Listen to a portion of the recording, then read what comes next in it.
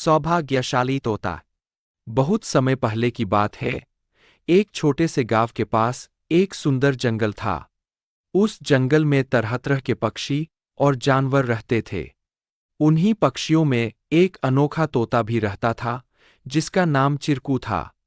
चिरकू को लोग सौभाग्यशाली तोता के नाम से जानते थे, क्योंकि जहां भी वह जाता, वहां कोई न कोई चमत्कार हो जाता या किसी की किस्मत बदल जाती। गांव के लोग मानते थे कि अगर चिरकू उनके घर आ जाए तो उनके जीवन में सुख और समृद्धि आ जाती है। चिरकू हमेशा खुश रहता और अपनी मधुर आवाज में गाने गाता। लोग उसे फल और अनाज खिलाते और उसकी भलाई की कामना करते थे। चिरकू भी गांव के लोगों से बहुत प्यार करता था और जहां भी जाता, खुशियां बांटता। एक दिन गांव में एक गरीब किसान, जिसका नाम रघु था, बहुत परेशान था। उसकी फसलें बर्बाद हो गई थीं और उसके पास खाने को भी कुछ नहीं था। वह दिन-रात मेहनत करता, लेकिन किस्मत उसका साथ नहीं दे रही थी। एक दिन रघु ने गांव के लोगों से चिरकू के बारे में सुना और सोचा कि शायद यह सौभाग्यशाली तोता उसकी भी मदद कर सकता है। रघु ने तय किया कि वह चिरकू से मिलकर अपनी किस्मत बदलने की विनती करेगा। अगले दिन वह जंगल की ओर चल पड़ा और चिरकू को खोजने लगा। बहुत ढूंढने के बाद उसे चिरकू एक पेड़ की डाल पर बैठे हुए मिला। रघु ने बड़े ही आदर के साथ कहा।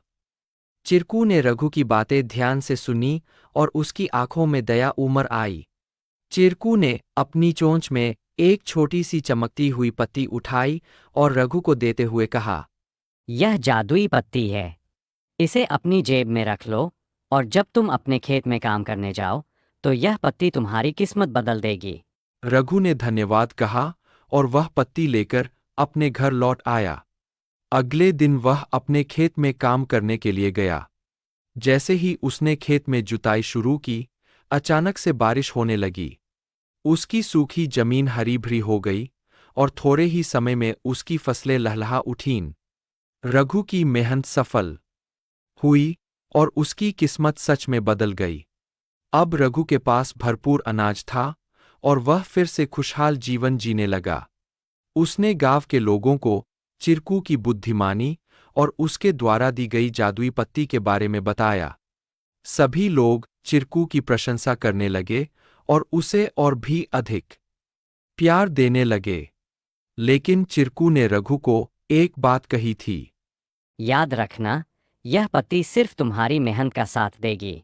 अगर तुम मेहनत करना छोड़ दोगे तो यह भी अपना जादू खो देगी। रघु ने चिरकू की बात समझ ली और कड़ी मेहनत जारी रखी। धीरे धीरे उसकी स्थिति पहले से बहुत बेहतर हो गई। वह गांव के सबसे सफल किसानों में से एक बन गया, लेकिन उसने कभी यह नहीं भूला कि उसकी सफलता में चिरकू और उसकी मेहनत का कितना बड़ा हाथ था। कहानी से सीख। इस कहानी से हमें यह सीख मिलती है कि किस्मत भी उन्हीं का साथ देती है जो खुद मेहनत करते हैं। सौभाग्य और अवसर तभी काम आते हैं जब हम अपने प्रयासों से उन्हें सही दिशा देते हैं। Please like, share and subscribe our channel to learn more.